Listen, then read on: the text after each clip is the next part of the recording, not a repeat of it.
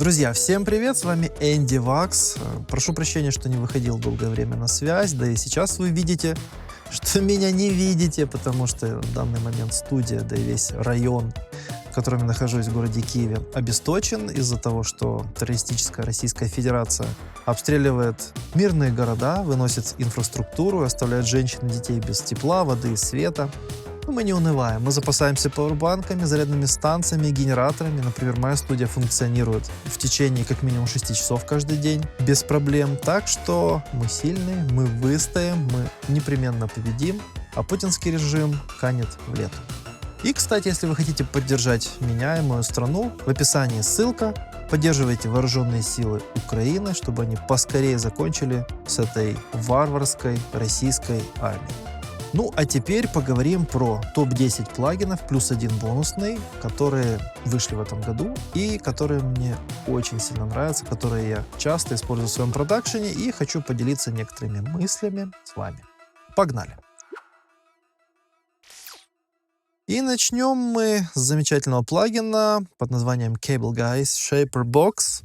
Плагина, который используется практически в каждом моем проекте. И плагин этот довольно универсальный. Про первую, вторую версию есть стримы на канале. Про третью, я уверен, мы поговорим и разыграем лицензию в новом 2023 году. Ну, а сейчас давайте послушаем исходник. Он всего двухтрековый. Одна дорога — это дорога с барабанами, и вторая дорога — это сплошная аудионота. И здесь еще в MIDI есть информация и Shaperbox, некоторые пресеты, либо настроенные нами пресеты, они могут на эти MIDI-сообщения каким-то образом реагировать. В общем, давайте послушаем наш исходник.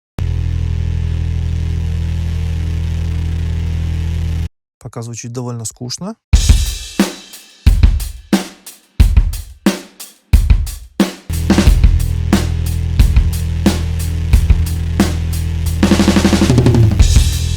Ну и давайте начнем с этого басшота, как он здесь называется. Сплошная нота, очень скучно звучащая. Давайте ее солируем и загрузим на канал Shaperbox 3. Интерфейс разработчики прокачали, как мне кажется, упростили. Он был, в принципе, удобен, сейчас он стал еще более удобен. И самое крутое нововведение, которое сюда добавили, которое очень давно просил я и просили многие пользователи, это реакция на внешний аудиосигнал. Раньше у нас была возможность синхронизации с темпом проекта, управление по MIDI и реакция на внешнее аудио, которая появилась в третьей версии в текущей Shaperbox. Она здесь, кстати, вот если на шестерню нажать, настраивается дополнительно.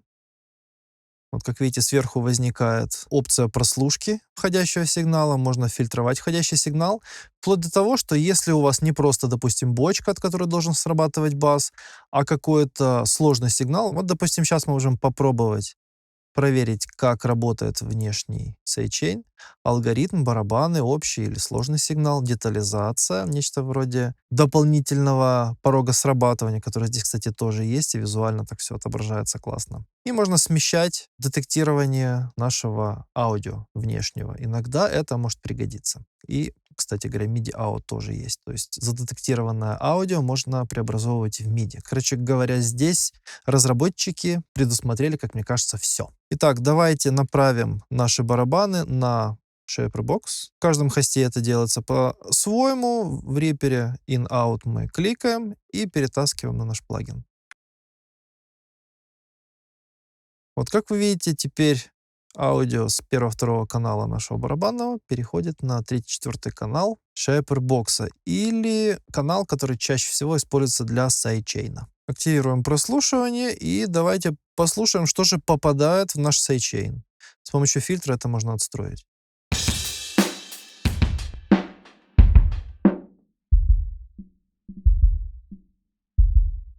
Как видите, кик или бочка отлично фильтруется фильтром по входу.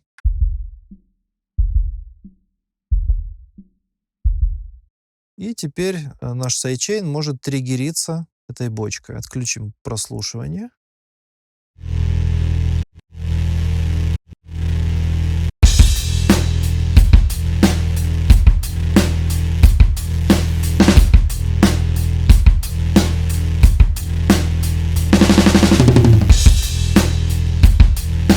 Очень хорошо, что желтым цветом выделен сигнал, который попадает на сайдчейн, и таким образом можно, допустим, для данного лупа подстроить вот эту кривую.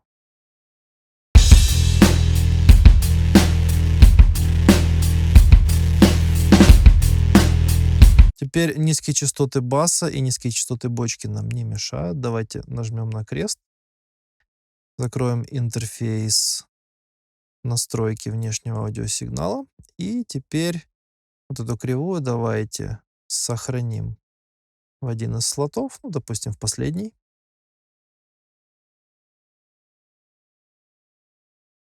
Сместим прерывистую линию. Теперь у нас средний диапазон работает для низких частот. А высокочастотный диапазон мы тоже, допустим, можем ту же самую кривую загрузить простым кликом и с помощью регулятора Mix обозначить, насколько у нас прокачиваться будет диапазон от 280 Гц и выше, то есть все высокие частоты.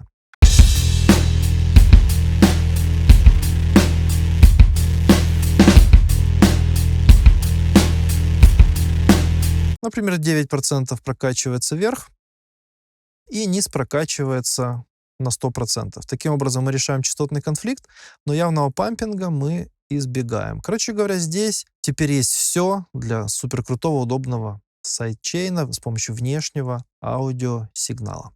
Ну и давайте теперь попробуем загрузить какие-нибудь рандомные пресеты. Для этого нажимаем на название пресетов. Здесь у нас вот категория пресетов Showcase, All, все пресеты, и My Presets. Ну, Showcase — это такие демо-пресеты, как видите, здесь их не очень много. И очень удобно, что теперь все пресеты удобно разделены на категории. Ритмические, движения, сайдчейнеры, цвет раскрашивания, обычно это дисторшн или какие-то винтажные эффекты, питч и манипуляции со временем, сведения и саунд-дизайн, всякие гличи, шумы и так далее. Ну, давайте выберем Chop and Gate, потому что этот бас, он звучит, ну, очень нудно, как одна сплошная такая текстура низкочастотная. И давайте просто попереключаемся между пресетами. Обратите внимание, что некоторые пресеты, в конце стоит слово MIDI. И, собственно, вот то MIDI, которое у меня здесь стоит на канале, оно, естественно, ни на что не влияет, пока мы не загрузим соответствующий пресет. И в этом пресете, как правило, MIDI влияет на что-то. В общем, давайте переключаемся между пресетами и послушаем. Двойной клик загружает пресет, я солировал канал, давайте слушать.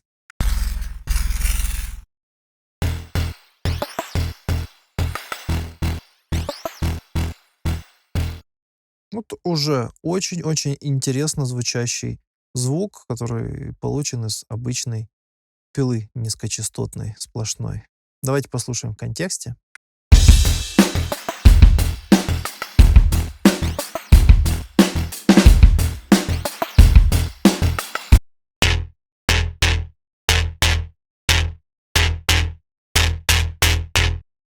Вот как видите, здесь окончание MIDI и вот эти вот нотки, да, которые здесь у нас прописаны. С помощью этих MIDI-ноток триггерится наш звук.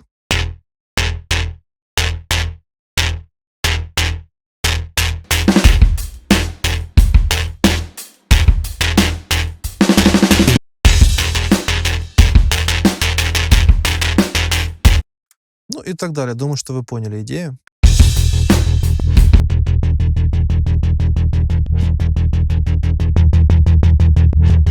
Machine Gunner 16-ми играет. Нажмем на закрытие окна пресетов. И здесь, как всегда, сверху у нас блоки, фильтр, тайм. Если нажмем на плюсик, появятся свободные блоки, блок шума, биткрашер, ликвид, это всякие фленджеры, фейзеры, эффекты модуляции, громкость, панорама, ширина стереобазы, драйв, замечательный дисторшн с кучей разных алгоритмов. Обо всем этом мы говорили в обзоре про ShaperBox 2. Компрессор и осциллоскоп. Удобная, кстати, штука. Ну, давайте посмотрим, что мы можем здесь сделать, например. В блоке Time, как видите, здесь у нас такая текстура. Вот здесь где-то уже на реверс пошел сигнал. Можно эту кривую модифицировать.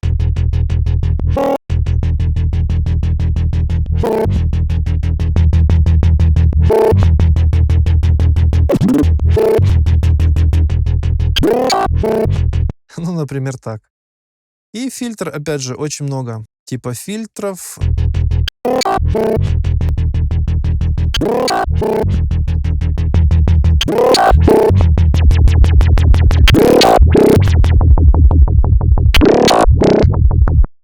Можно на время блок времени time отключить.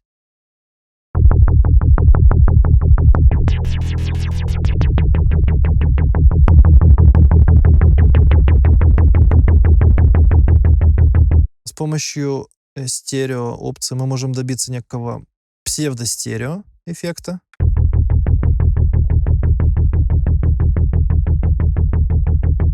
Как видите, здесь просто реализовано на функцию котов, на частоту среза с помощью вот этой огибающей, интересной такой. 1/16 стоит ритмика, скорость, и, собственно, вот так это звучит.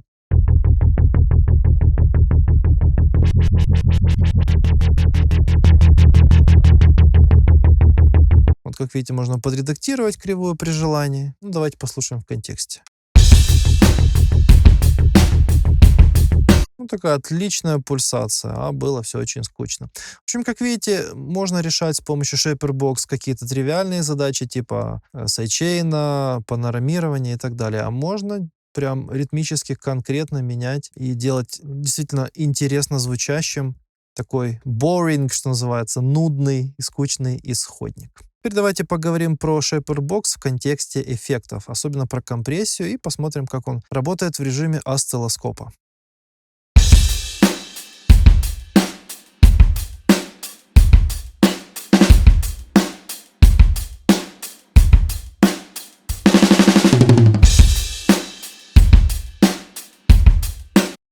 Как видите, можно вот здесь вот зумиться, можно фризить сигнал, замораживать. Есть режим отображения левого, правого канала, двойное левый, правый и both, когда смешивается оба канала. В общем, довольно удобно для визуализации. И давайте пощупаем компрессор. Естественно, вот слева сверху нужно понимать, что здесь мы можем сразу этот компрессор превратить в мультибенд компрессор. Ну, давайте для начала вот на mid часть сигнала воздействия. Сейчас она у нас, как видите, вот она занимает полностью весь диапазон, если эти границы сдвинуть, которые пунктиром отображаются.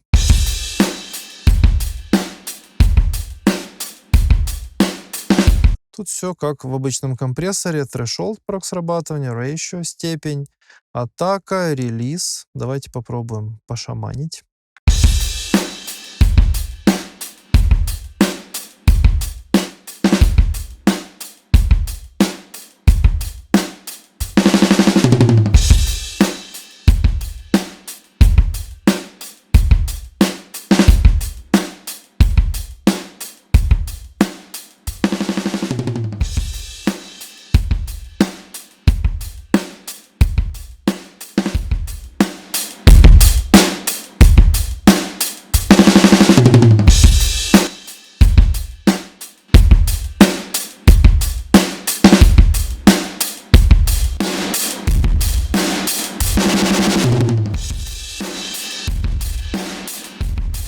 Ну, как видите, очень все адекватно работает. Маленькая атака начинает сигнал таким толстым, жирным становиться. Большая атака начинается панч. Естественно, мы можем подмешать к нашему чистому сигналу. Сигнал, зажатый компрессором.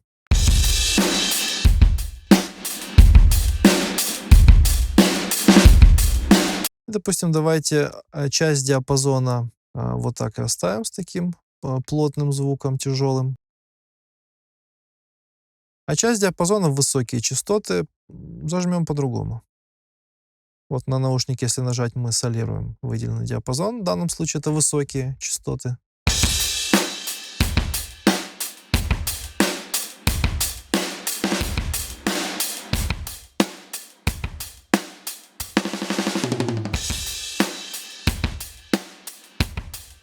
Вот такой прям панч можно добавить.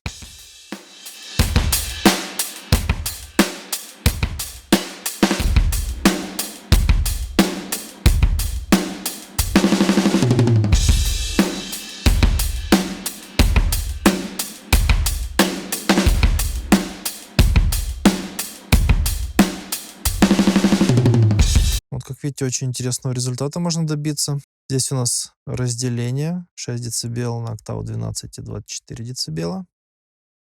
Далее можно добавить, например, noise. Обожаю. Вот здесь вот обратите внимание, наводя на блоки, которые у нас не используются, вот те, которые использовались, они так тухнут, а те, которые подсвечиваются ярко.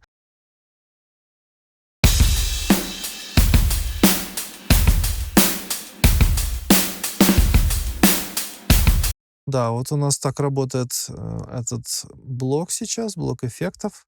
У нас на пике сигнала добавляется шум, белый шум именно. Если нажмем кнопку Noise Only, мы услышим, собственно, только то, что добавляется.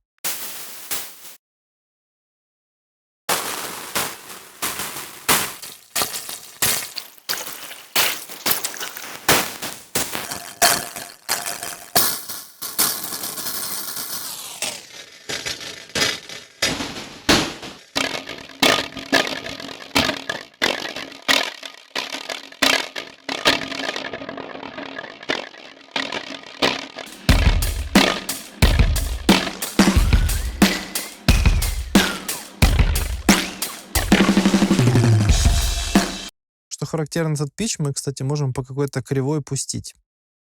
Например, вот по такой ритмичной.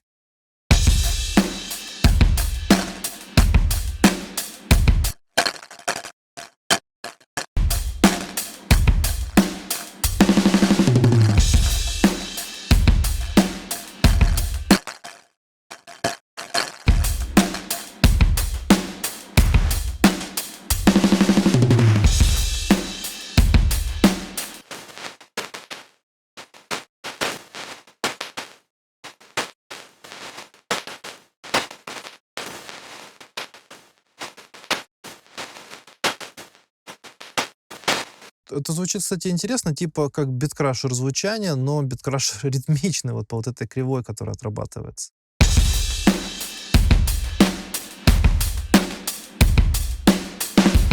Окей, дальше можем добавить, например, драйв.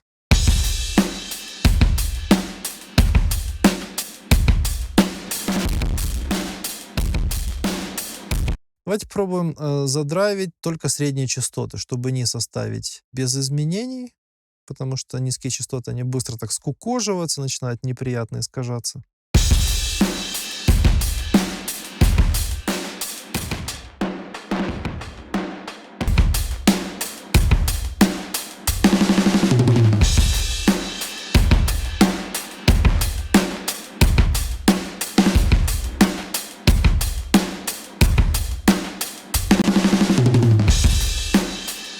Ну что ж, настало время послушать до и после.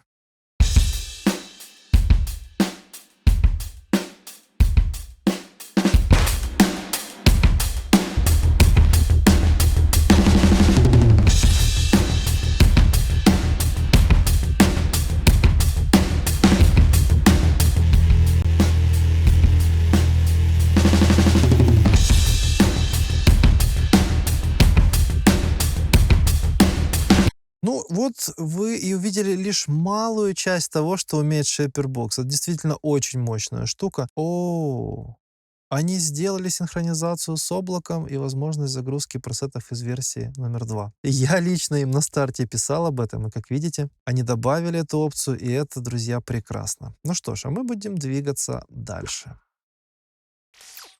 Ну, а следующий плагин — это моя гордость, потому что я непосредственно принимал участие в создании этого замечательного плагина. Компания Relap с гордостью представляет LX480 версия 4, или, попросту говоря, лексикон 480L, рекреация в виде плагина. Этот плагин я тестировал, я делал для него заводские пресеты, многие. И, кстати говоря, если вам интересны все мои пресеты для этого плагина, то более 200 пресетов доступны на моем Patreon канале. В описании ссылка на мой Patreon.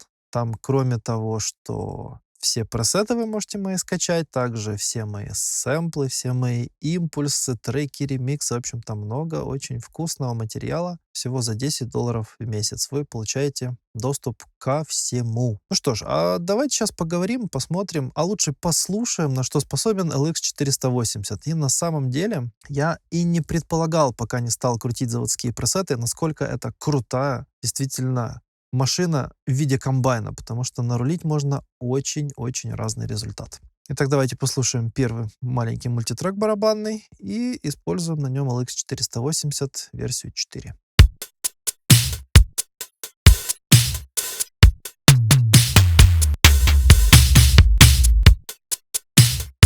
Ну и так далее. Обычный линдрам, можно сказать. Итак, давайте теперь опробуем 480 на бочке. Вот все мои пресеты. Как видите, здесь они очень круто каталогизированы, оптимизированы, проименованы. Когда-нибудь, надеюсь, в ближайшее время я сделаю обзор на этот замечательный плагин, полностью расскажу про все его функции. А сейчас давайте зайдем в папочку, нет, наверное, не барабанов, а Drums 80s, 80-е. Здесь вот есть разнообразные кики.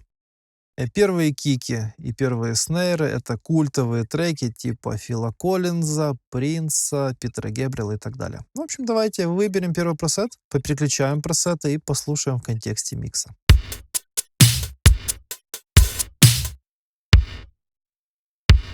Это из знаменитого трека Принца пресет.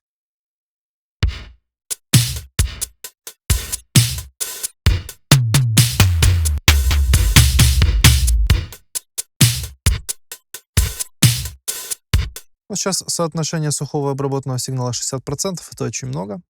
Давайте сделаем поменьше, процентов 30. Сделаем правый клик и используем функцию Lock, чтобы при переключении пресетов этот орган управления был залочен, не двигался.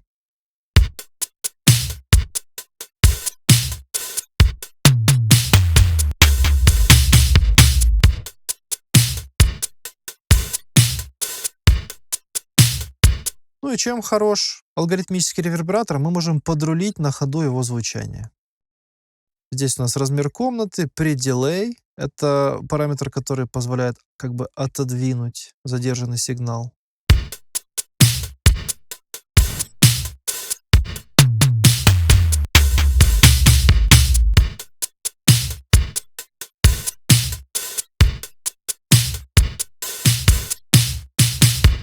Параметр Diffuse, он как бы размывает звучание ревера. Я думаю, что можно оставить так.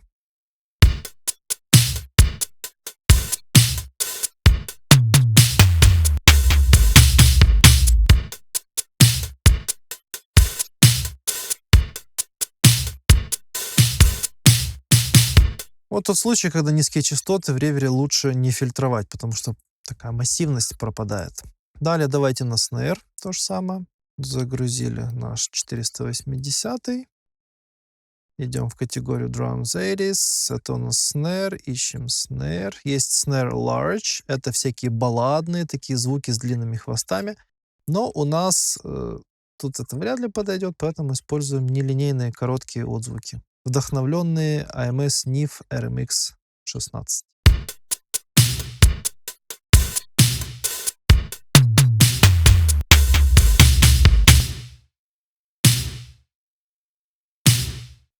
Вот оно, то самое звучание 80-х, до и после.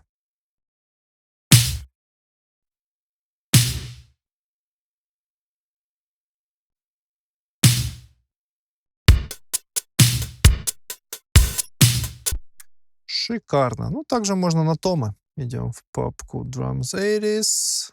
Томы нелинейные. И вот здесь 12 совершенно разных, как правило, оттенков звучания для наших томов.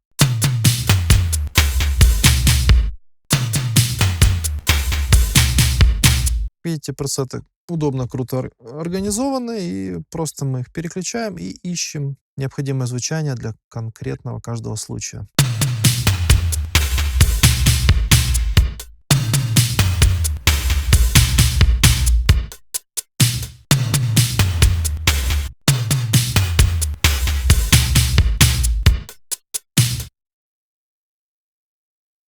Я бы все-таки вернулся к первому или второму пресету.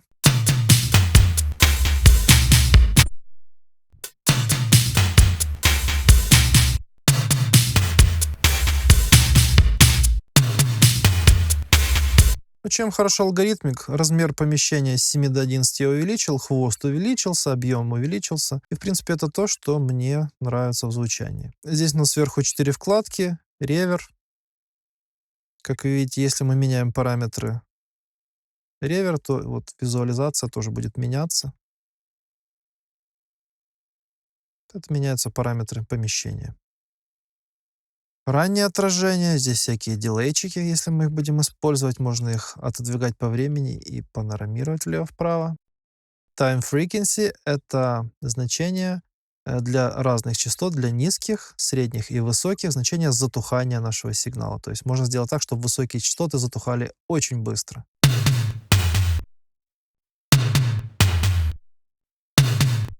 Или низкие частоты затухали очень быстро.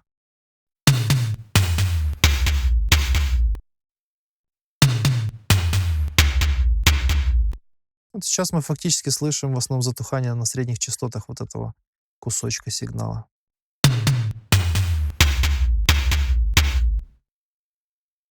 И фильтр frequency — фильтрация низких и высоких частот.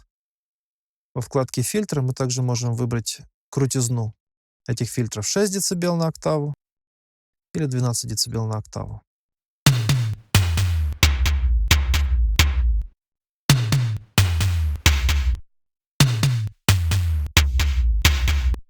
Тут все просто. Когда заходим в сетап, можем настроить режимы: цифровой, main, aux, они громче. Можно залинковать громкость входную и выходную. Здесь мы конфигурацию можем изменить. Конфигурация обычная стерео и двойная конфигурация, там, где у нас используется. Вот обратите внимание, Engine 1, Engine 2. Здесь можно использовать, по сути дела, два одинаковых лекса и использовать их последовательно. Вот в такой конфигурации хитрой, один в другой, вот в такой наиболее сложной. Также здесь и симуляция 18-битного конвертера оригинальной железки, сатурация, баг в прошивке 4.1 последний с лексикона 480L, Random Hall алгоритма, Mod Truncation, загадочный параметр, и синхронизация по темпу, которая появилась в этой версии. Это совершенно чумовая вещь. То есть можно время реверберации привязывать к темпу, pre-delay и режим Twin Delay алгоритм тоже привязывать к темпу. Ну и настройки размера дисплея. Алгоритмы стандартные: Hall, Plate комната, Twin Delay, замечательный дилей, интересно звучащий, панорама для небольшого стереорасширения, Random Hall. Это Hall более рандомно звучащий, более плавно, красиво звучащий. По-английски это было бы Smooth Sound. И Random Hall HD звучит просто потрясно. И очень крутая эмуляция помещения под названием Ambience, маленьких всяких пространств. Крутой инструмент. Давайте, кстати, попробуем его и для других целей. И вы узрите всю мощь светлой стороны силы под названием LX480 Version 4, или, попросту говоря, Lexicon 480L. Давайте прослушаем пример, который я подготовил.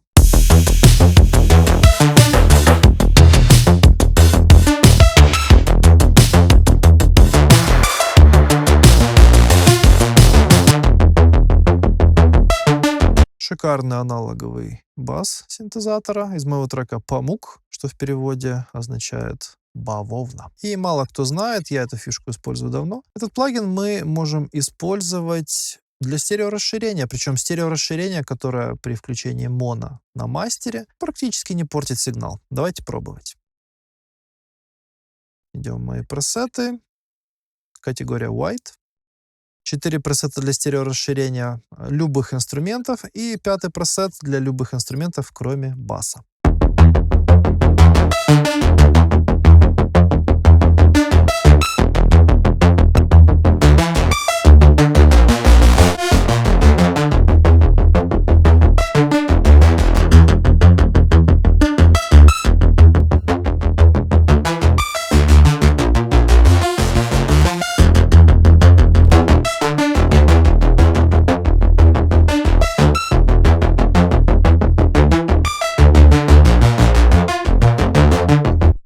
как вы видите, при нажатии моно сигнал, конечно же, там какие-то фазовые искажения появляются, но не настолько прям радикальные, как при использовании каких-то дурацких стереорасширялок, которых на рынке полно, но в моно они совершенно ужасно начинают звучать. Здесь, как видите, даже на басовых инструментах это вполне сносно звучит. Ну и давайте послушаем в контексте микса.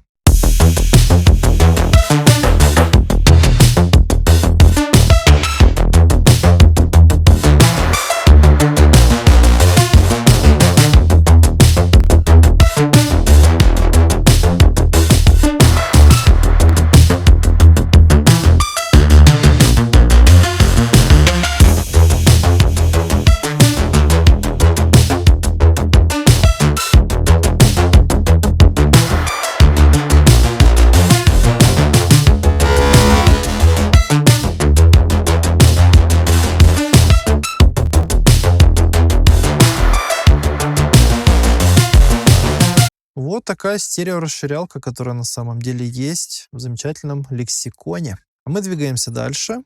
Снова давайте послушаем демо.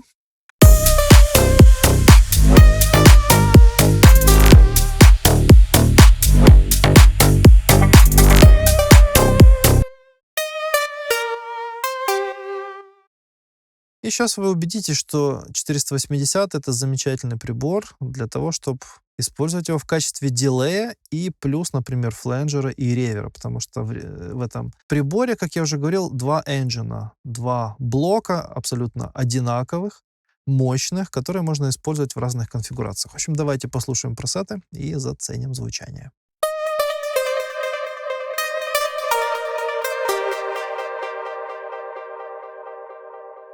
Вот, вы можете услышать очень интересный характер затухания. В принципе, каждый прибор это делает по-своему. У Lexa это звучит очень музыкально, очень интересно. Давайте попереключаем пресеты.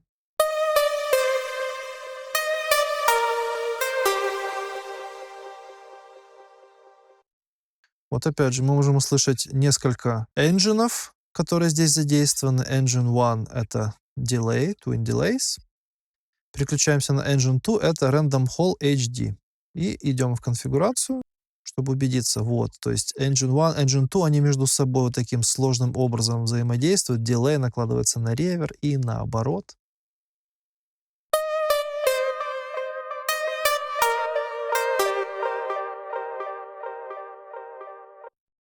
Допустим, время нам не очень нравится, не подходит. Идем в вкладку задержек, и здесь мы можем подредактировать время наших дилеев. Например, не dotted использовать, а обычное 1/4. А здесь, например, 1/8, чтобы получить необычный ритмический хвост.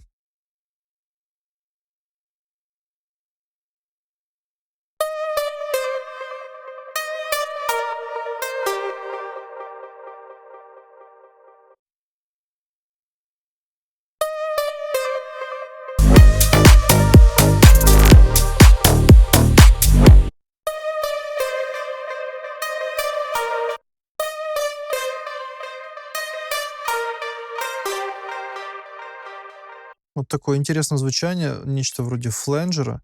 Engine 1 идет в Engine 2, то есть Engine 1 delay, идет в Engine 2 ambience алгоритм, в маленькое помещение, но которое при действительно маленьком размере, в вкладке Shape вот размер 6, это довольно низкий размер помещения, это превращается в нечто вроде такого модуляционного помещения, типа фленджера в помещении. Очень интересный характер звучания.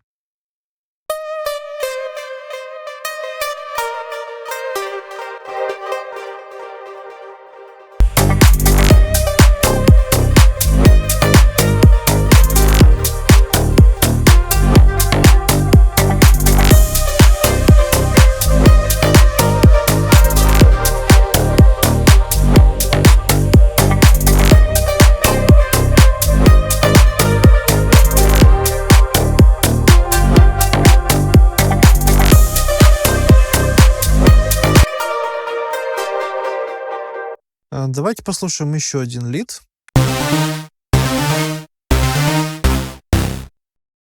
И теперь загрузим на дорожку с этой супер-пупер пилой из Serma и Arturia Pigments 480. И сделаем звучание еще более эпичным. Идем в пресеты, категория синтезаторы. И здесь есть EDM лиды. Загружаем пресет. Engine 2 у нас выбран. Регулятор микс на полную. И теперь с помощью Dry Wet на самом плагине мы вот в этих вот промежуточках мы их заполним звучанием ревера.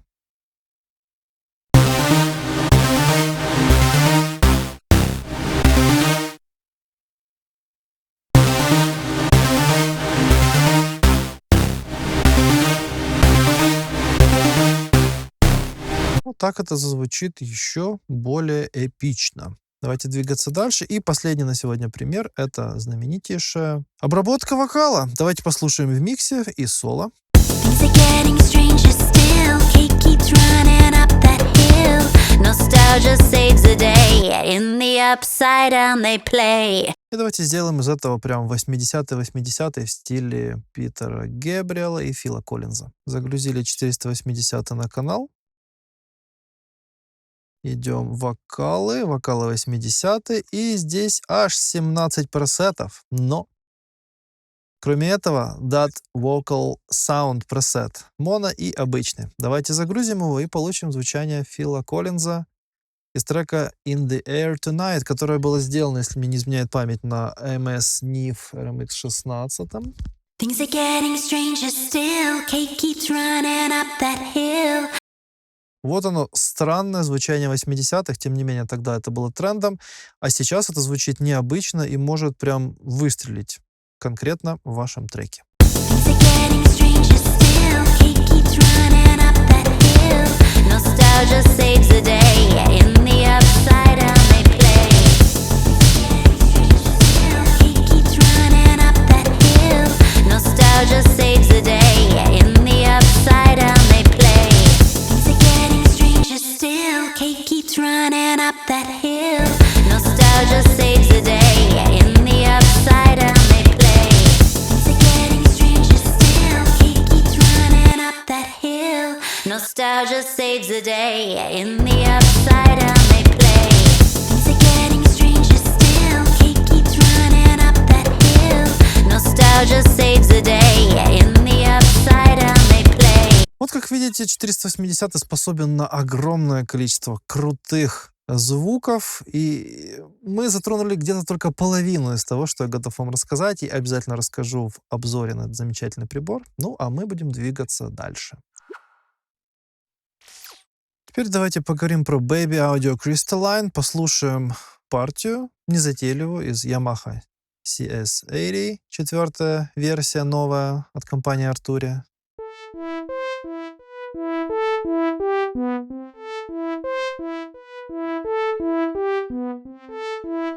Ваш покорный слуга также делал пресеты заводские для этого прибора, ну, часть пресетов, скажем так. Но, опять же, на моем Патреоне представлены пресеты в более, как мне кажется, удобоваримой форме. Здесь, как видите, категория BS — это басы, DR — это drums, барабаны. Здесь категория вот кики, перкуссия, снейры, томы.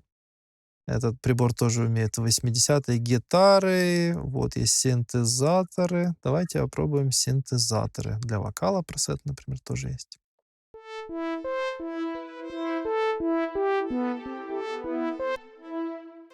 Реверс ревер. Мега холл для синтезатора.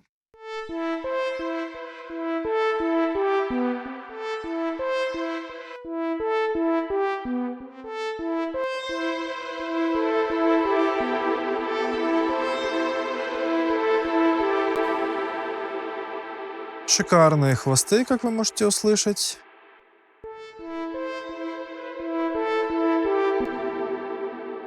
Еще одни шикарные хвосты, немножко с модуляцией, как в Black Hole педальке у меня в Eventide.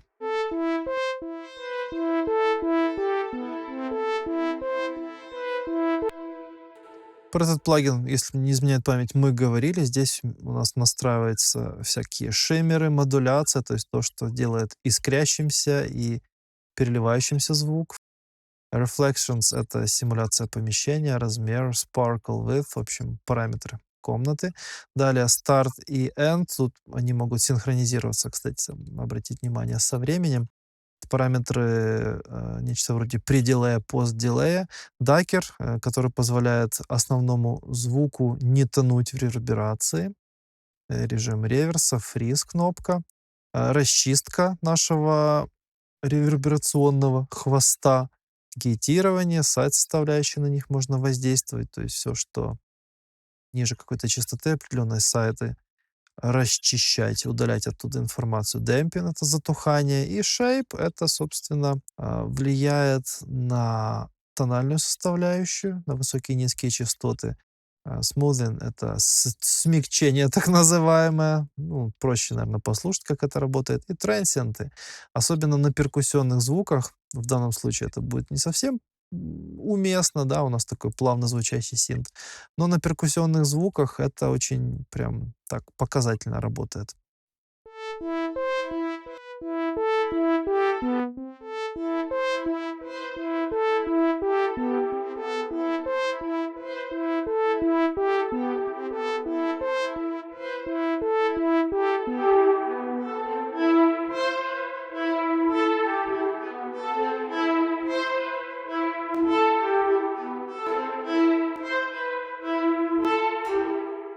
Вот разрешение, самое первое, режим Basic, очень, мне кажется, подойдет для всяких плейтов простеньких, типа 140-го, 240-го.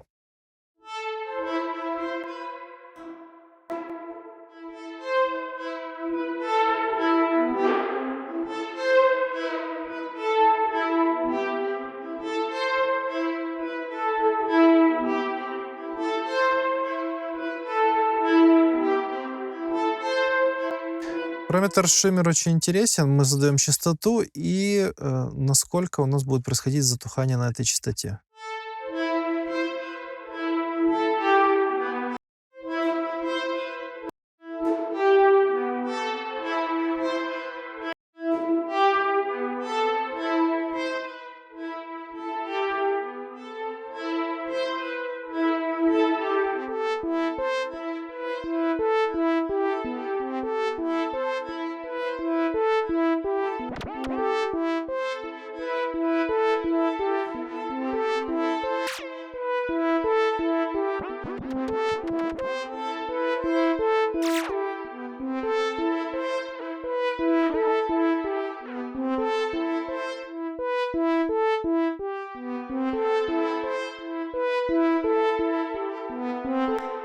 Как я уже говорил, старт и окончание синхронизируются с темпом.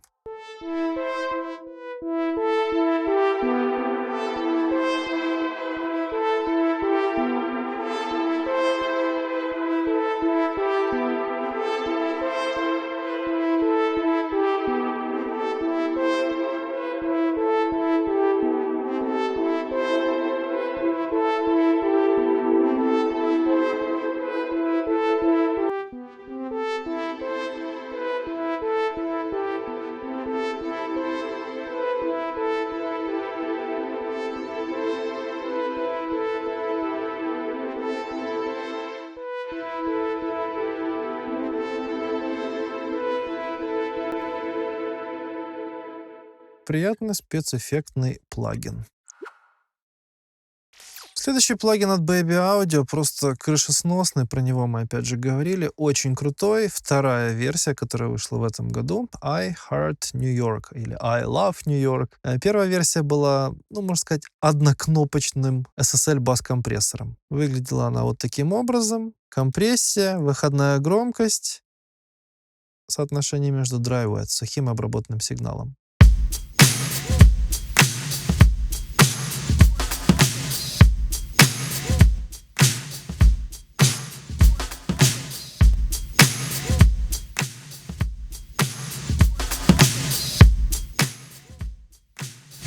В общем, как вы можете услышать, плющит не по-детски то, что и должен, собственно, добавлять в звук SSL бас, накачивая, добавляя трансиенты. Но вторая версия, она реально гораздо более прокачана в плане опций. Вот когда нажимаем Tweak, здесь куча всего, и это реально очень круто. Для любителей оверсамплинга четырехкратный, двухкратный здесь есть. И очень-очень удобно в стиле Korg Chaos Pad управление, количество агрессии, так называемое, и соотношение между сухим и обработанным dry-wet сигналом.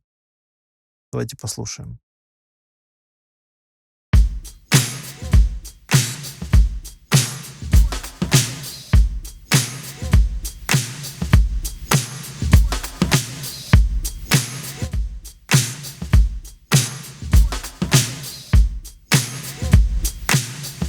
То есть можно с помощью вот этой точки, этого ползунка, найти оптимальное звучание. Давайте попробуем.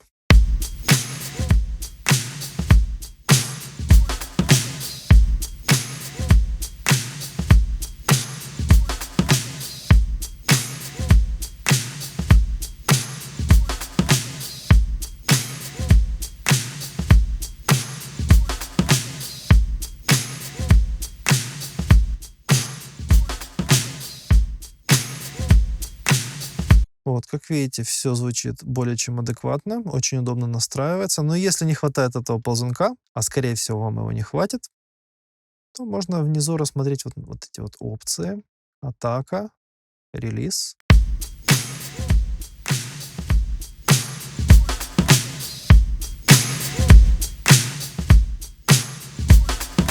Соотношение, ratio, степень сжатия, панч, добавление того самого панча, щелчка.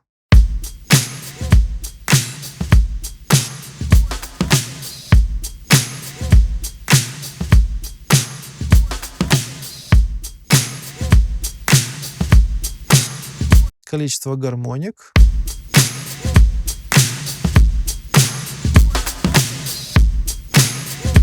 Ну, четко слышно. Форма сигнала, можно частотно его менять.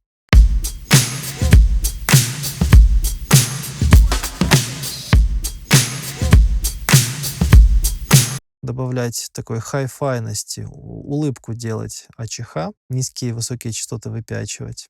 Тильт.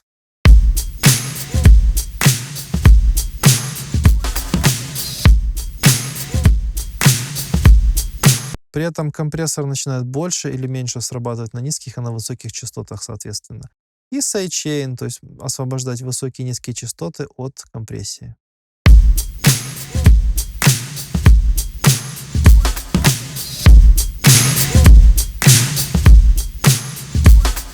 Автогейн здесь есть хитро работающий. Ну и бонус, это, конечно же, для моих патронов. Папка User. Здесь все распределено по категориям. Компрессоры 1.76, 2.500, Fairchild, Gates, Fatso, DBX, а также барабанные шины.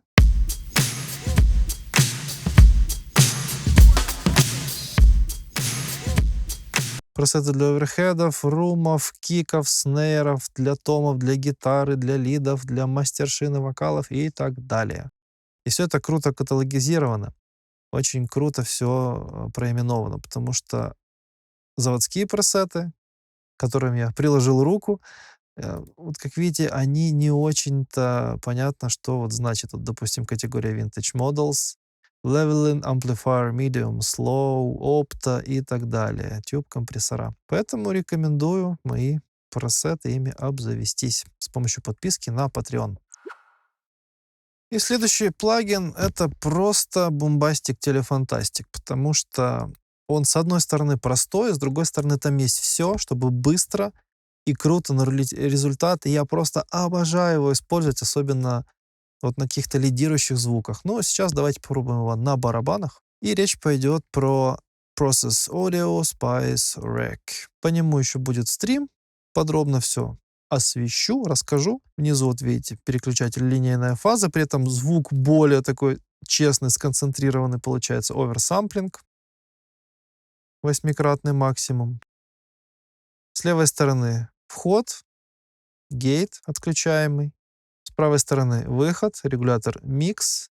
И можно обработанный сигнал делать громче или тише. Также здесь есть 1, 2, 3, 4, 5 разных алгоритмов, они реально по-разному звучат. Большущий на желтом фоне регулятор драйв искажения. Можно его еще более усугублять, как это сделано в Decapitator, аж на 18 дБ. И очень крутая, кстати, фича. Можно воздействовать на весь сигнал, а можно воздействовать на мид или на сайт, составляющий отдельно. Далее у нас эквалайзер, с помощью которого можем удобно отделять высокие частоты, исключать из обработки, низкие частоты. И одна полосочка.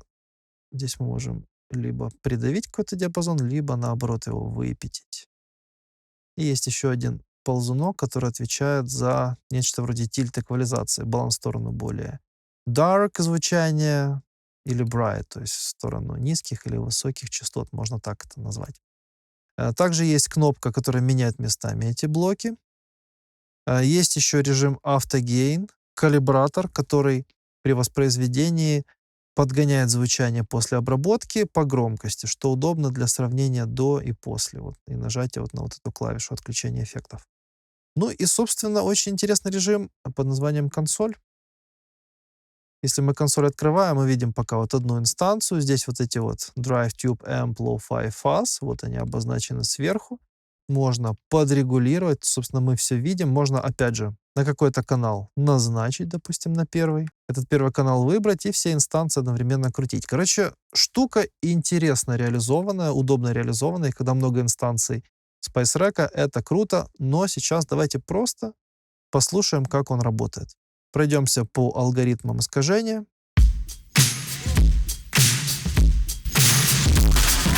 Очень громко звучит. Давайте нажмем Calibrate.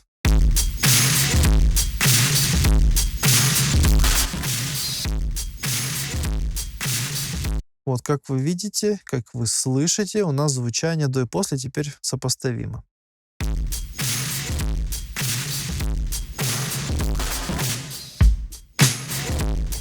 Это алгоритм Drive, и давайте попереключаемся между алгоритмами и послушаем. Они действительно звучат по-разному, это очень круто.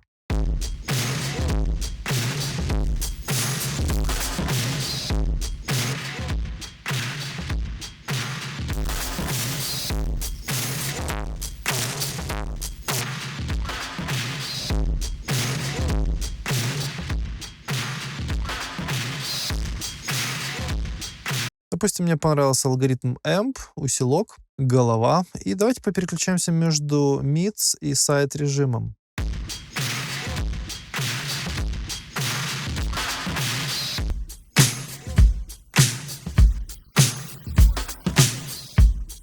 Вот как видите, допустим, сайт составляющую мы конкретно исказили, MID составляющая у нас никак мы на нее не влияем. И теперь можно включить эквалайзер и дополнительно подкрутить, и настроить звук таким образом, чтобы он нам просто нравился.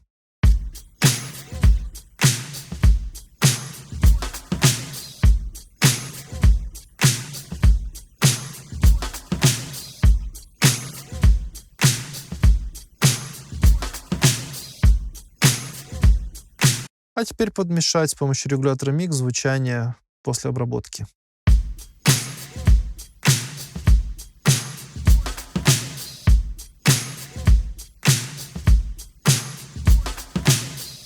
Или можно воспользоваться пресетами. У нас тут Drum Kit. Давайте попереключаемся между пресетами, чтобы вообще оценить потенциал девайса.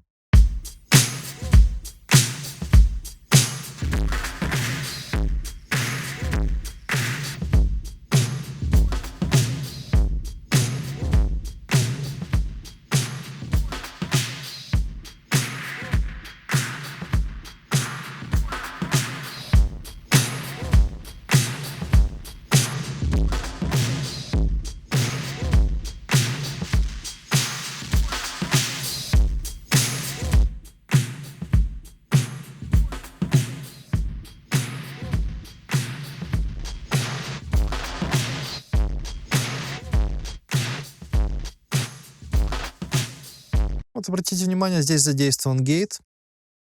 И если нажать вот на вот этот символ, похож на маленькую шестеренку, здесь у нас параметры атаки, релиза, и можно из сайдчейна исключать низкие и высокие частоты.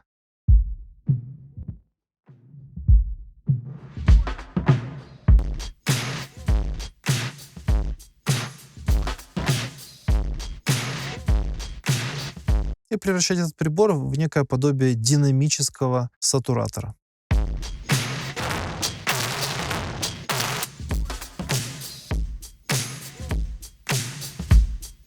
Еще раз обращаю ваше внимание на вокале, на лидирующих синтезаторных звуках, и не только лидирующих.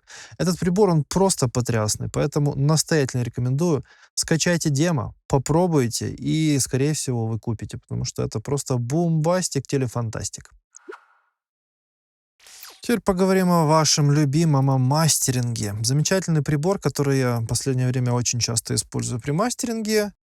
Прибор от Plugin Alliance и Маура Аппельбаума, замечательного, крутейшего мастеринг-инженера под названием Pech или The Owen. К сожалению, как это довольно часто бывает у Plugin Alliance, Vesta 3 версия подглючивает, по крайней мере в Reaper, поэтому я использую версию Vesta обычную. Итак, что нам предлагает этот прибор? Нижняя часть — это такая, можно сказать, стандартная ерунда, которая в большинстве плагинов используется от Plugin Alliance и от Brainworks. Это TMT, эмуляция разности каналов, немножко разная фаза, немножко разная частота на каналах. Можно нажать Random.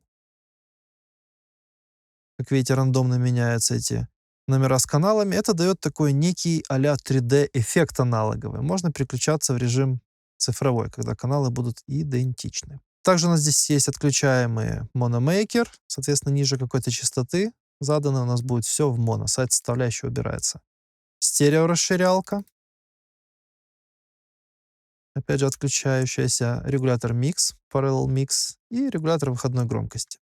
Большущая кнопка включения-выключения, громкость по входу, соло mid, соло side, переключение между состояниями, андо, редо.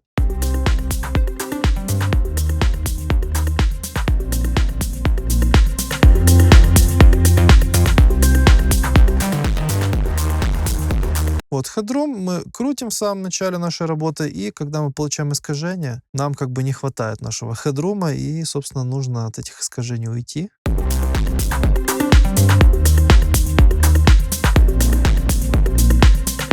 Режим калибровки. Больше всего он добавляет громкости. Основная регулировка темп, которая добавляет транзисторную и ламповую сатурацию. И обратите внимание, темп у нас вот черная high-low, то есть это несколько режимов вот этого регулятора, несколько режимов искажения. Кук добавляет ламповые искажения. Здесь у нас есть два переключателя для этого лампового искажения. Давайте послушаем, как это все звучит.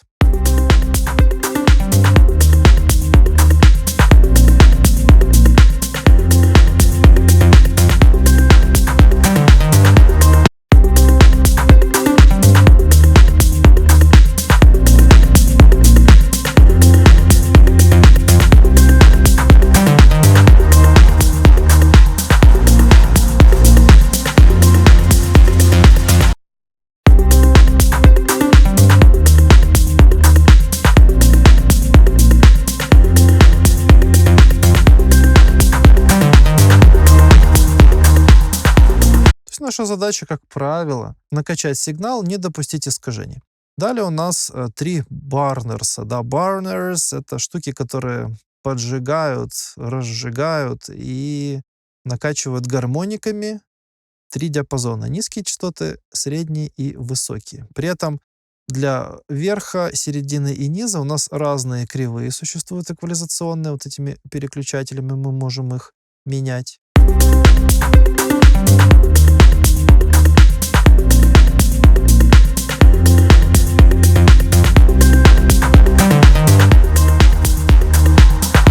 Это очень круто работает, особенно если в треке вокал. Mid-barn и top-barn, они очень круто выделяют вокал в треке.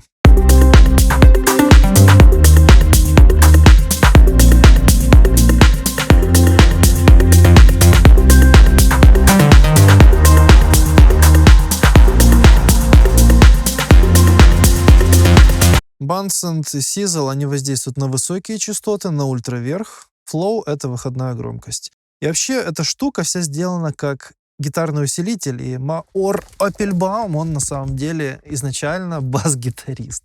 Поэтому вот он захотел так необычно назвать органы управления сделать интерфейс в виде гитарного усилителя. И мне кажется, это очень круто, когда мы не думаем над тем, что мы крутим, а мы крутим и слушаем.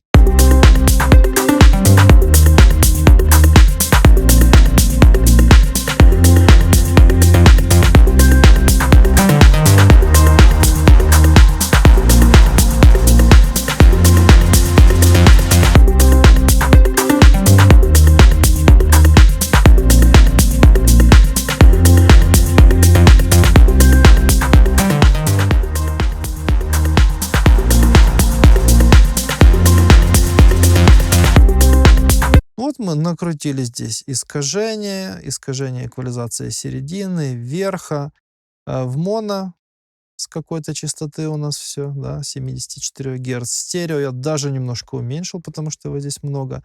И параллельно у нас добавляется 82 вот этого обработанного сигнала. И, собственно, звучит это круто, действительно накачивает приятно, накачивает очень музыкально гармониками, сатурацией. И я настоятельно рекомендую вам этот прибор, он просто шикарен. А дальше у нас замечательный Arturia FX Collection номер 3, и в нем мы можем увидеть, собственно, 4 прибора, которые уже освещались на наших стримах. Tape Melify бесплатная, такая уговнялка. 2 дисторшена, Sunsamp и Culture Vulture, причем необычной модификации, и EFX Fragments. Это гранулярный синтез, там с глитчерами, всякими эффектами. В общем, крутая штука. Это, собственно, 4 плагина, которые Arturia добавила в FX Collection 2, после чего эта коллекция стала носить гордое имя FX Collection 3. Ну и давайте вкратце пробежимся по этим девайсам. Ну, а подробные обзоры вы можете посмотреть на канале.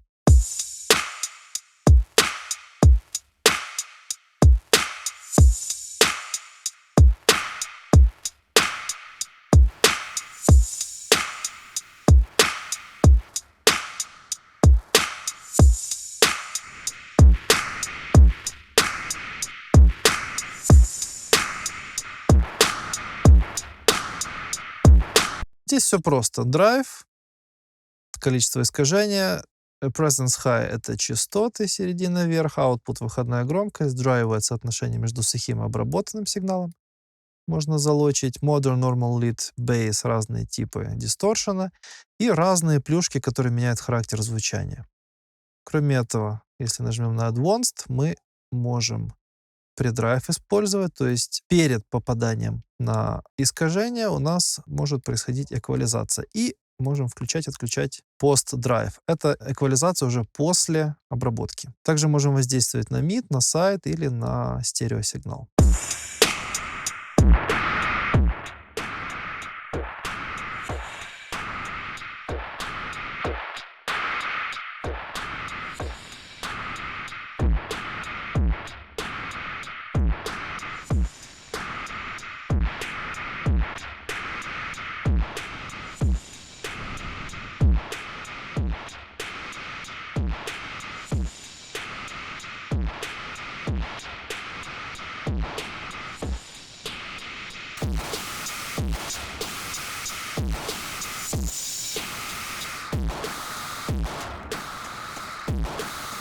Вот мы получили такой кричащий луп, и теперь можно это звучание подмешать к оригинальному звуку. Это, естественно, можно использовать на гитарах, на синтезаторах, на вокале, на чем угодно, чтобы добавить такого интересного характера.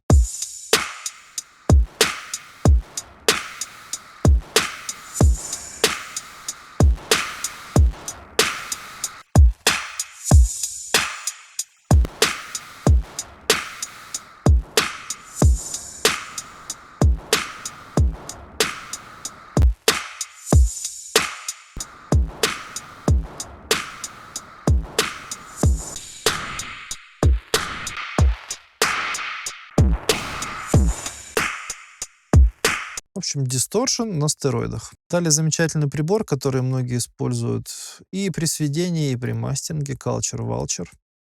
Drive, Bias — это все, что касается искажения, тип искажения, триод, три пентода. Также взаимодействие дополнительное на середину и вверх или просто на ультраверх. Выход, соотношение между сухим и обработанным сигналом, Выходная громкость, тильт-фильтр, можно менять соотношение между низкими и высокими частотами, обрезать вверх-вниз. Супер классный динамический прибор, одноручечный. В противочасовой крутим, включается гейт, по часовой включается компрессор. И по входу можем вверх-вниз также резать. Давайте попереключаем пресеты и послушаем.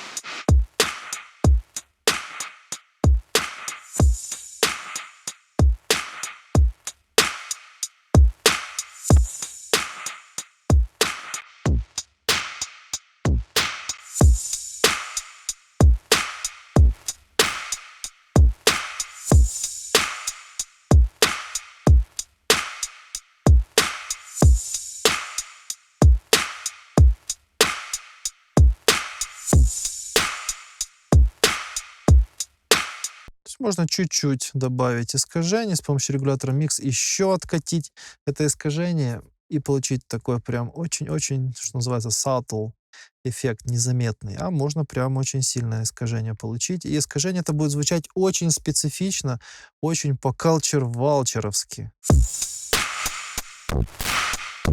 Такое, как будто разрывается бумага на низких частотах. Очень интересно звучит калчер-валчер.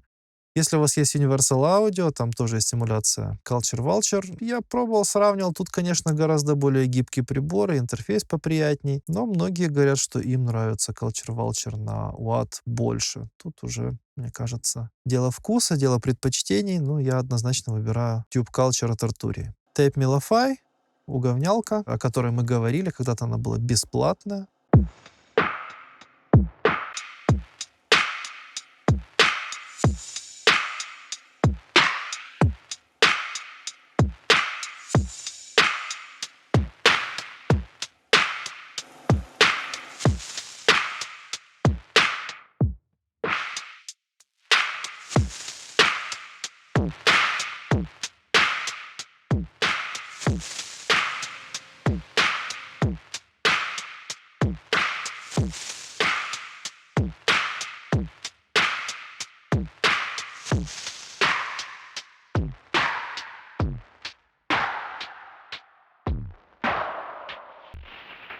В общем, крутой прибор, и, собственно, органы управления говорят сами за себя. Очень все просто. Включение-выключение, выходная громкость, срез высоких, низких, искажение количества с усугублением кнопкой, тон более в сторону высоких, низких, шумы,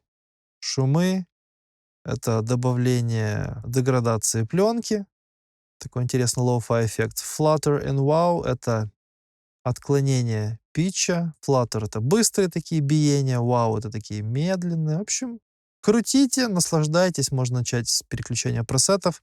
Многие этот прибор очень любят, и очень круто, что этот прибор бесплатным когда-то был. Сейчас, насколько я понимаю, наверное, уже нет. Напишите, пожалуйста, в комментариях, сейчас этот прибор бесплатный или нет. Ну а мы сейчас поговорим про последний плагин, который входит в коллекцию эффектов от Arturia, номер 3. Замечательный прибор, когда у вас есть нудный какой-то исходник, и вы хотите добавить в него кристаллов, полетности и вот всего вот этого. Слушаем исходник. Включаем наш EFX Fragments и переключаем пресеты.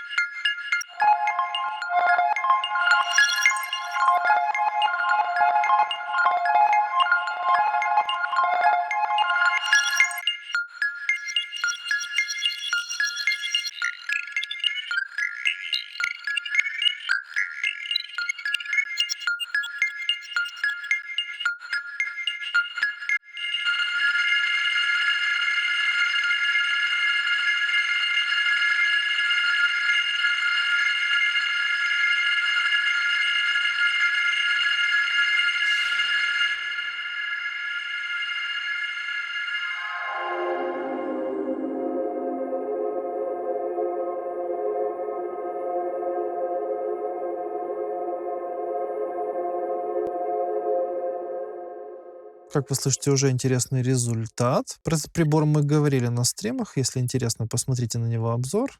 Вкратце, это гранулярный синтез. И, собственно, все регуляторы можно покрутить. Ну, некоторые говорят сами для себя. Размер гранул, плотность этих гранул. Гранула — это частичка сигнала. Вот здесь очень хорошо видно, как именно маленькие-маленькие части сигнала, они берутся и воспроизводятся.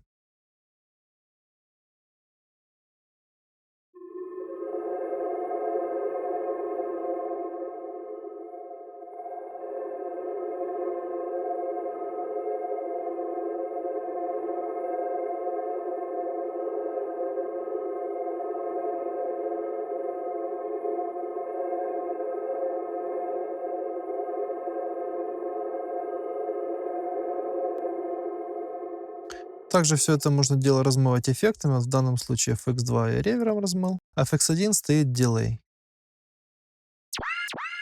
Вот с помощью вот этой кнопки меняю местами FX1 и FX2. Теперь у меня здесь ревер.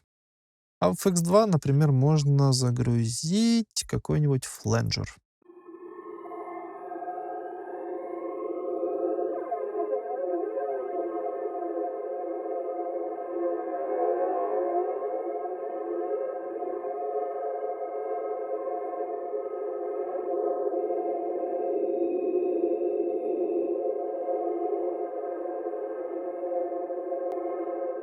Внизу разные макросы, функции, которые можно assign, то есть применять к параметрам. Короче говоря, смотрите обзор. Плагин интересный и реально оживляет какую-то скучную партию.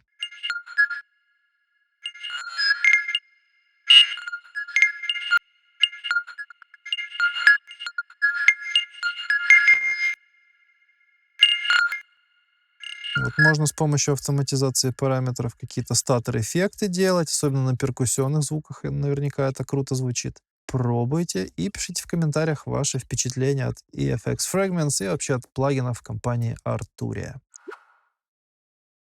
Sony обновили замечательнейший компрессор Smart Comp, и, если честно, вот есть особенно некачественные исходники, с которыми, ну, практически ничего быстро не сделаешь. Но этот компрессор позволяет с ними разобраться крайне быстро. Как и во всей линии Smart, нажимаем на кнопку Record и включаем воспроизведение, чтобы плагин проанализировал наш сигнал.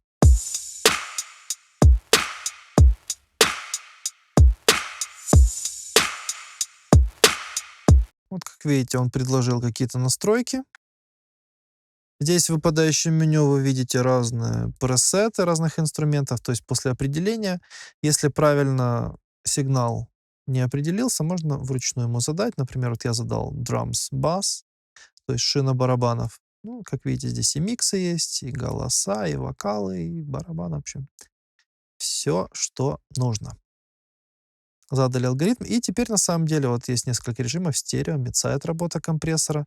Мы можем все эти настройки модифицировать.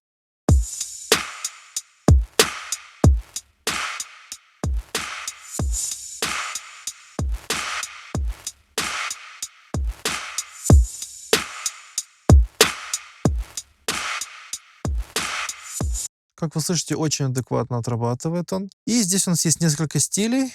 Цвет. Давайте покрутим эти регуляторы, послушаем.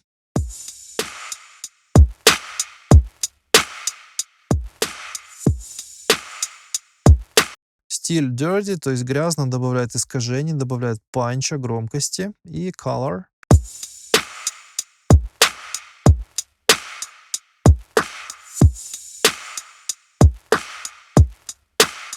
Вот как вы видите, спектральная компрессия, так называемая, которая происходит, ну, смысл плагина в чем? Весь сигнал делится на огромное количество диапазонов, и компрессор выборочно к каким-то зонам применяется сильней, чем к другим.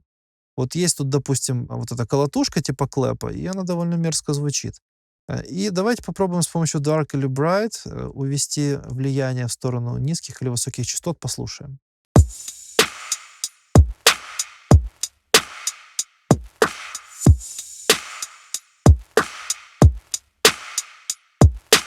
Теперь спектральная компрессия. Как я уже говорил, этот компрессор, он делит весь диапазон на огромное количество поддиапазонов и на них влияет выборочно.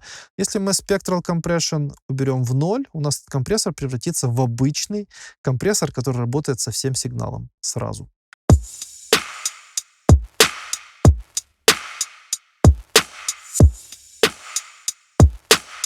Вот. Когда мы применяем его на 150%, мы слышим прям явные уже артефакты спектральной работы, во-первых. Во-вторых, слышим, что вот этот мерзкий снейр каким-то образом, да, вот мне он не нравился, и плагину он не нравится, и он пытается его задавить.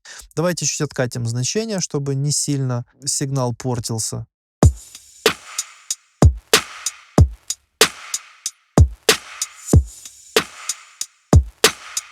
Ну, тут есть на самом деле еще один способ влияния на конкретный диапазон. Вот видите, 20 кГц, 20 Гц, вот эти вот ползунки мы можем смещать и задавать влияние на какой-либо из диапазонов.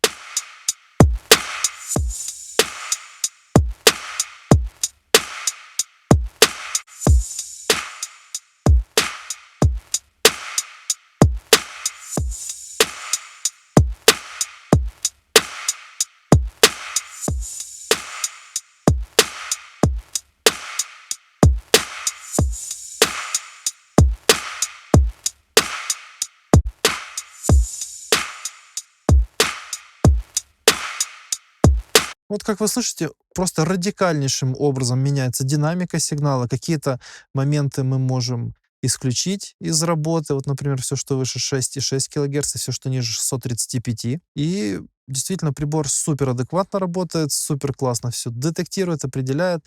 И главное правило здесь — это нажимай на все, что видишь. Вот видишь какой-то знак, попытайся на каком-то символе что-то нажать. Вот драйвовое соотношение. Здесь Spectral Link, чтобы каналы линковать. Здесь вот посерединке, если нажать на треугольник, возникнет меню Sidechain. То есть можно низкие частоты, например, вот так из цепи детектора компрессора исключить. И на бочку, например, в данном случае он не будет реагировать.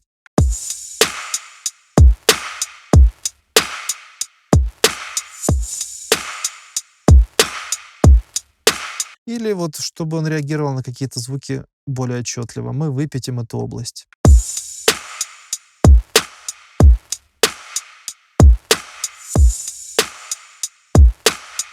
Ну, например, так. И подмешаем необработанный сигнал.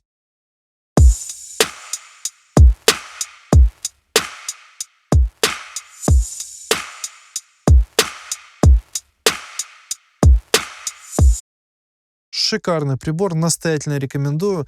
Вот из линии Smart мне очень нравится Smart Equalizer и Smart Compressor.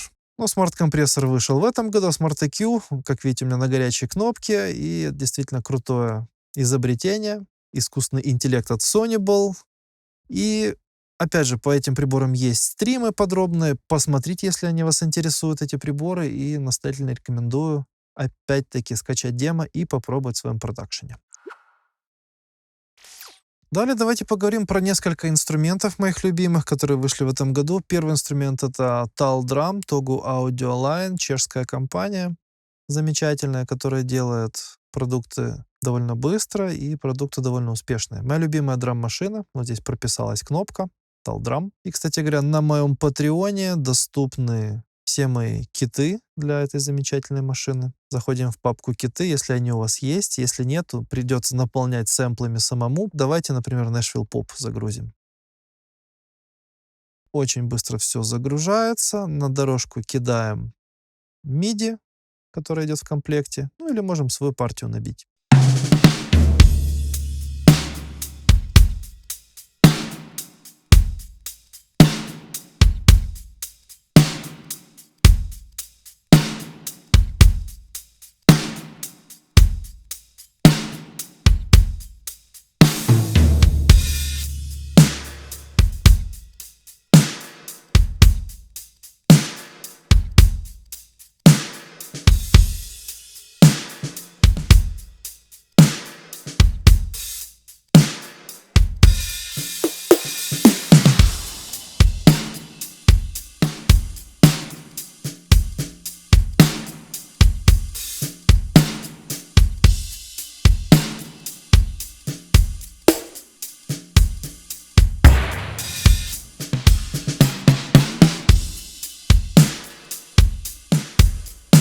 Или, например, Polyphonic Kid.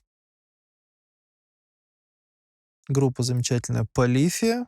Несколько месяцев ушло на то, чтобы сделать кит, который представляет звучание их барабанов вот в последних треках из последнего альбома.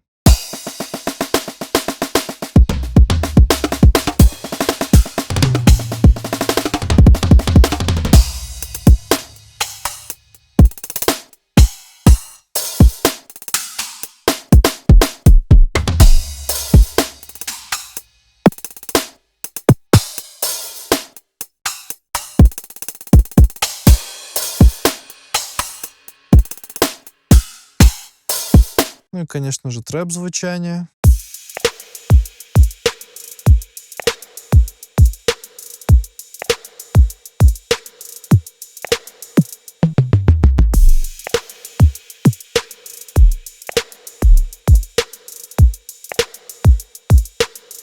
Прибор, в принципе, простой, но, опять же, нужно вот одну ячейку открыть, пощелкать вкладки. Здесь сэмпл, здесь разные огибающие, невидимое LFO, видимый envelope, модуляционные огибающие, матрица модуляции. Про все это я рассказываю в обзоре. Если интересно, посмотрите. Очень мощный, на самом деле, барабанный инструмент. Time stretching тут даже есть для сэмплов.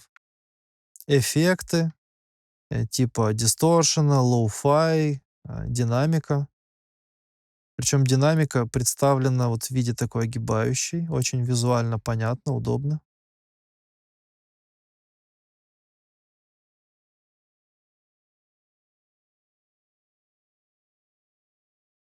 Можно послайсить сэмплы, можно записать какие-то звуки, потом их использовать. Короче, очень мощный аппарат.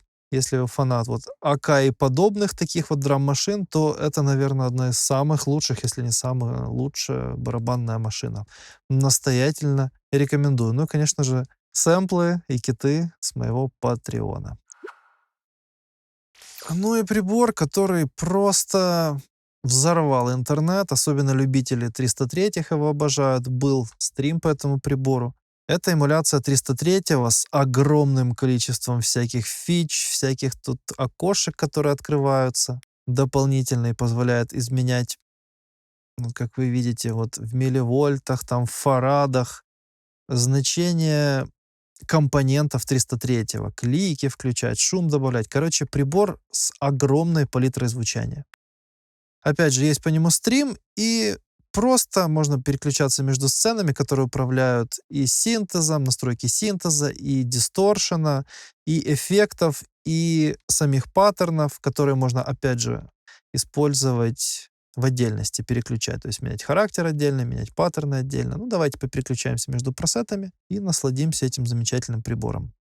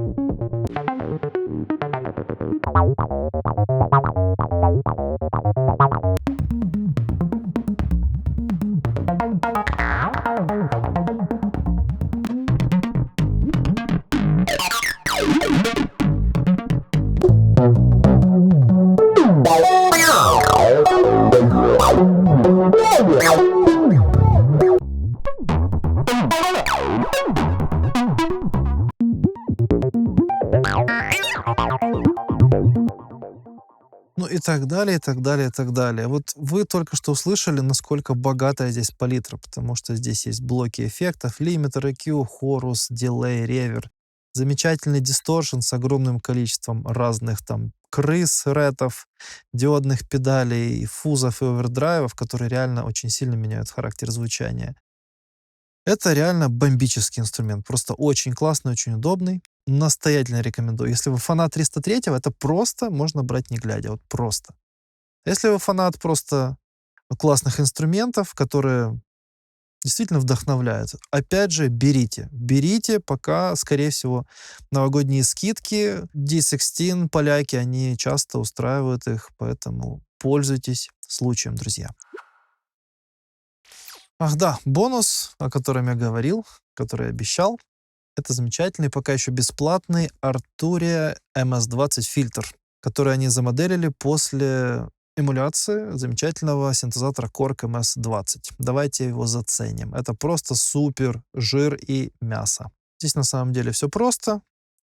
Как всегда, Advanced — это дополнительные настройки, Envelope Follower, то есть реакция на входящий сигнал, Step Sequencer, которым можно управлять, вот как вы видите, рядом с органами управления, некоторыми такие 3 колеса. Это вот раз, два, три. Раз, два, три. Это модификаторы. И function-генератор — это такие огибающие неизвестной формы, необычные, которые можно, опять же, скейлить. В общем, давайте немножко покрутим и восхитимся. Потому что здесь есть 2 блока, которые можно менять местами. Это distortion с обрезом верха и низа и подмесом. И фильтр также high pass, то есть срез низких, low pass, срез высоких, стереорежим. И блок выходной. Movement, который управляет вот этими 3 блоками, глубиной этой модуляции, FX Level, выходная громкость после всех обработок, и Output Mix, то есть соотношение между сухим и обработанным сигналом. Кроме этого, сразу же рекомендую отключить кнопку Limit Res. Она лимитирует резонанс, и вот весь сок, вся мощь этого фильтра, она исчезает куда-то. И также есть несколько режимов фильтра. По умолчанию Clean. Чаще всего он, скорее всего, будет у вас использоваться, потому что Dirty, он реально звучит очень dirty, очень грязно. А теперь давайте послушаем исходник.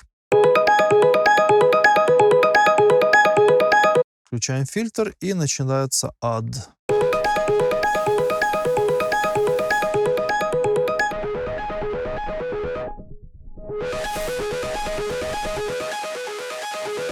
Это у нас блок дисторшена. Давайте пока его приберем. Покрутим фильтр.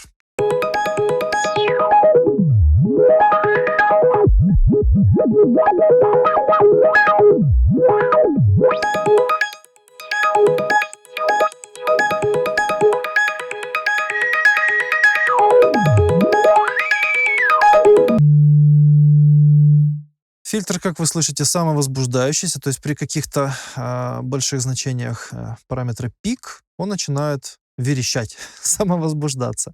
Давайте послушаем теперь то же самое в режиме Limit Res, и вот эта вся кайфовость с резонансами, она уходит.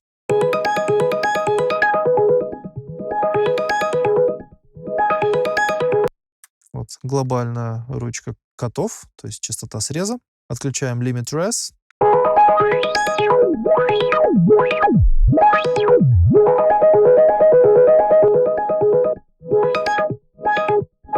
Да, и кайфовости как не бывало. И давайте послушаем разницу между режимами Clean и Dirty.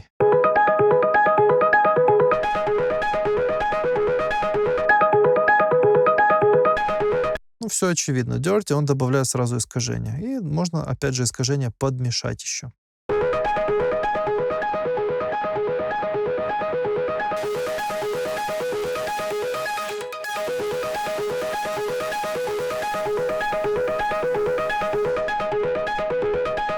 Так, ну и теперь можно какие-то параметры автоматизировать.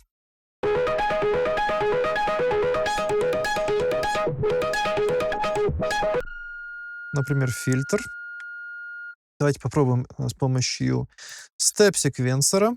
Это у нас вот эта вот вторая. Вот мы когда на него наводим, да, степ-секвенсор, видите, подсвечивается везде. Вторая регулировка, что ли, рядом с каждым из органов управления.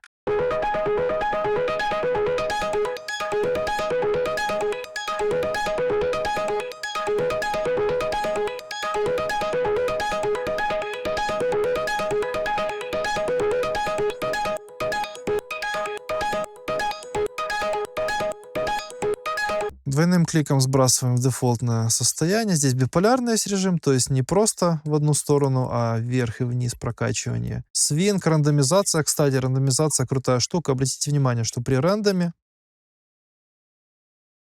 у нас все значения начинают как бы гулять вокруг вот этих вот основных.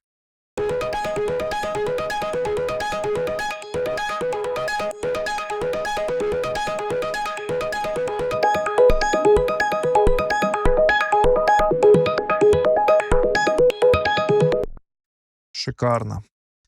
Функции это у нас кривые, какие-то необычные, не просто LFO тупые, а можно свои рисовать.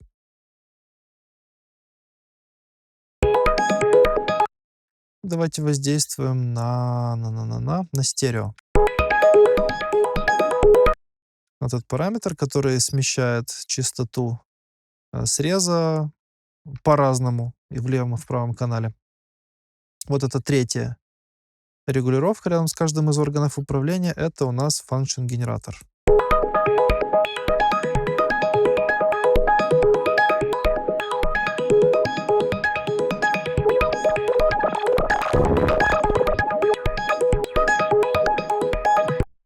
Шикарно. Ну и envelope follower. Теперь, по идее, можно, допустим, что же теперь нам подрегулировать? Давайте подумаем. Да, вот можно вот выходную громкость, чтобы она полностью зависела от входящего сигнала. И вот на эти пики реагировала, вот этого плака нашего. И когда пики звучат, у нас подмешивается обработанный сигнал.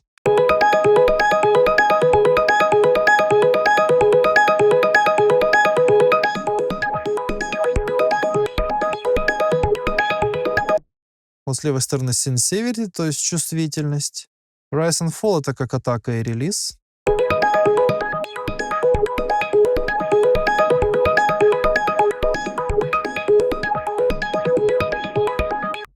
Ну и можно задерживать все это дело синхронизировано или не синхронизировано с темпом. Вот такой замечательный прибор, друзья. Просто суперфункциональность. И главное, блин, он бесплатный.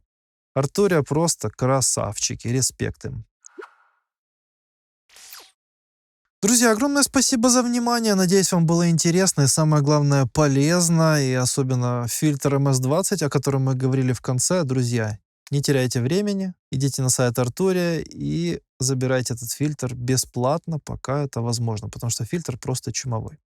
Огромное спасибо, друзья, за поддержку. Пишите, какие у вас любимые плагины. Надеюсь, в комментариях почитать, обсудить, поспорить иногда по поводу любимых плагинов.